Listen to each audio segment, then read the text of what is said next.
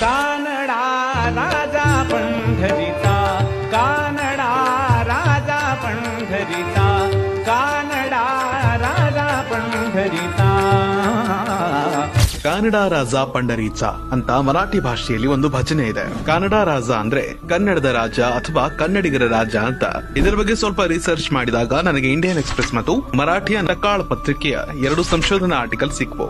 ಸಕಾಳ ಪತ್ರಿಕೆಯಲ್ಲಿ ಪಂಢರಪುರದ ವಿಠ್ಠಲ ಗುಡಿಯ ಮಂಟಪದಲ್ಲಿ ಕನ್ನಡದಲ್ಲಿ ಇರುವ ಒಂದು ಶಾಸನದಲ್ಲಿ ಪಂಢರಪುರವನ್ನ ಹಳೆಗನ್ನಡದಲ್ಲಿ ಪಂಡರಿಕೆ ಅಂತ ಉಲ್ಲೇಖ ಮಾಡಿದ್ದಾರೆ. ಹಾಗಿದ್ರೆ ಈ ಭಜನೆಯಲ್ಲಿ ಕಾನಡ ಅನ್ನೋಕೆ ಕಾರಣ ಏನ್ ಗೊತ್ತಾ? ಅದಕ್ಕೂ ಉತ್ತರ ಇಲ್ಲಿದೆ. ಕನ್ನಡದಲ್ಲಿ ದೊರೆತ ಮೊದಲ ವ್ಯಾಕರಣ ಕೋಶ ಶಬ್ದಮಣಿ ದರ್ಪಣದ ಅಧ್ಯಾಯ 1ರ 32ನೇ ಸೂತ್ರದಲ್ಲಿ ಸಂಸ್ಕೃತದ ವಿಷ್ಣು ಪದಕ್ಕೆ ಕನ್ನಡದ ವಿಟ್ಟು ಎಂಬ ಪದ ಬಳಕೆ ಮಾಡಲಾಗಿದೆ. ಇದು ಮರಾಠಿಯ ವಿಠ್ಠಲ ಆಗಿ ಮುಂದೆ ಉಪಯೋಗವಾಗಿದೆ ಅಂತ ಇತಿಹಾಸಕಾರ ಡಾಕ್ಟರ್ ರಾಮಕೃಷ್ಣ ಭಂಡಾರ್ಕರ್ ಹೇಳಿದ್ದಾರೆ.